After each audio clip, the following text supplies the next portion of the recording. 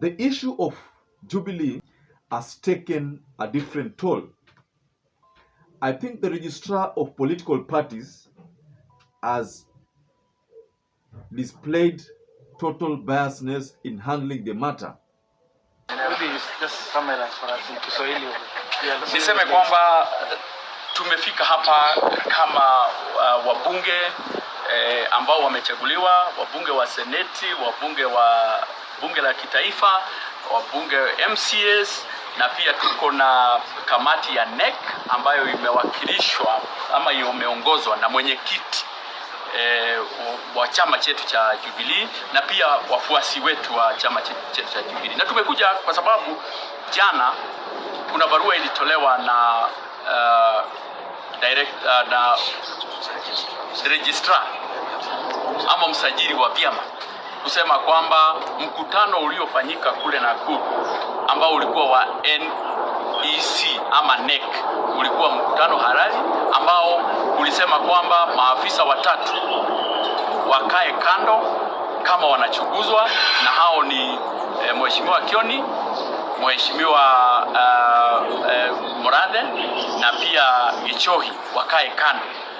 Na pia wakasema ama kwa hiyo mkutano ikasemwa kwamba wale ambao watakuwa kaimu kwa hizo viti ni Mheshimiwa Kainan ambaye ni naibu mwenyekiti, Mheshimiwa Rachel Nyamai ambaye ni mweka hazina, na mimi ambaye nitakuwa kaimu katibu mkuu wa chama.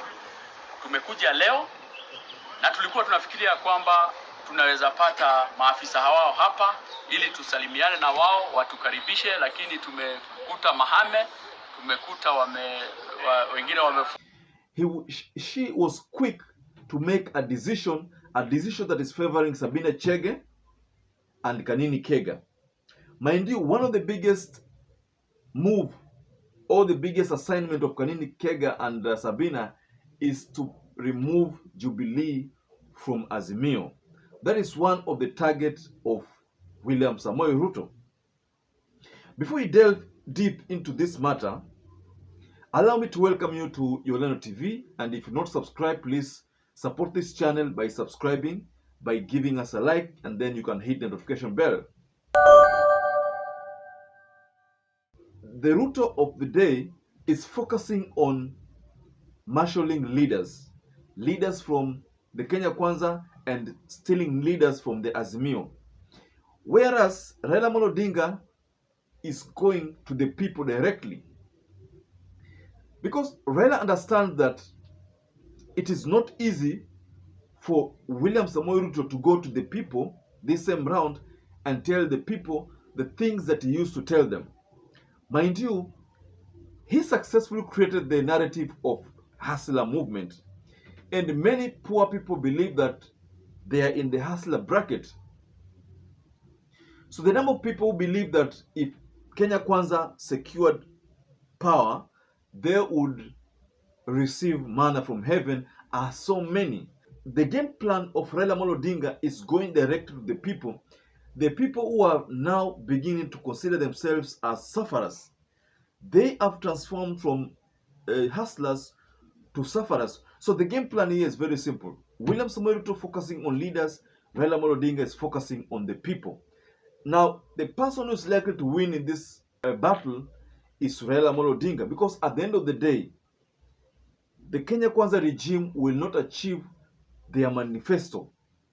So that will lead to so many people crying foul, saying that we were hoodwinked into voting for this government. So should that happen, the person likely to win this in this battle is Raila Amolo Odinga, because of the mere fact that is going directly to the people. Leaders who are finding this arrangement not working in their favor are the ones who are rushing to the Kenya Kwanza, because by targeting the people directly, the leaders will appear to be weak because the people have the voices. Raila Odinga believes that, and there is always believed that the people are the ones with the ultimate voice. Leaders do not have the ultimate voice because at the end of the day, they will have to face the ballot. Now, in the ballot, a decision will be made whether to vote you in or to vote you out. So what Sabina Chege and Kanini Kega are doing is zero. The regions that they could be targeting are regions which are held by UDA.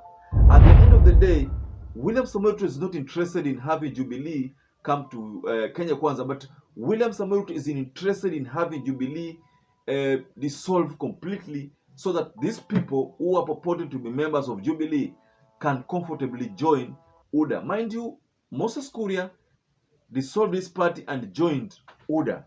So the likes of Sabina Chege, the likes of Kanini Kega will at the end of the day just be forced to dissolve Jubilee and join UDA. That will be a terrible mistake, because that move will make them weak and weaker.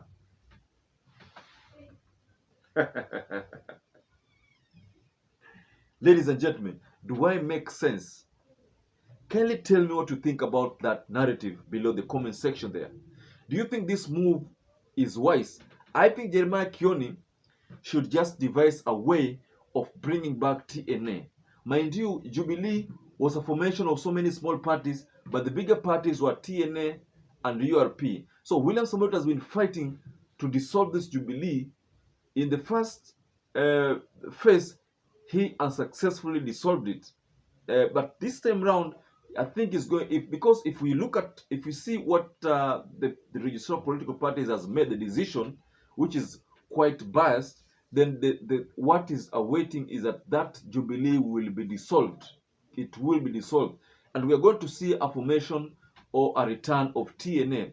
In fact, it is better for Uhuru Muigai Kenyatta to just revive TNA, because TNA made a lot of sense as opposed to Jubilee. Jubilee right now is tainted with a lot of corruption pegged in it. So the best thing to do is Jeremiah Kioni to force TNA to come back. So that, because at the end of the day, Jubilee will just be dissolved. Jubilee will be dissolved.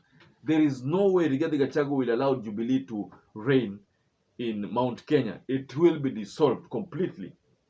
It is either Rigathi Gachagua wants to come back to Jubilee and become a party leader in Jubilee, or Rigathi Gachagua wants Jubilee to be dissolved.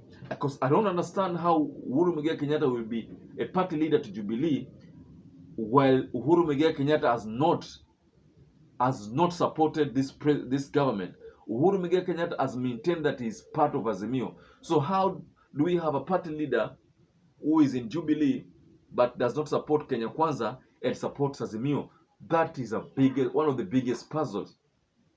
Ladies and gentlemen, let us wait for what is going to unfold, but I'm foreseeing a scenario where now Jubilee will just have to be dissolved. Kindly stay safe and stay blessed until we catch up again in our next analysis.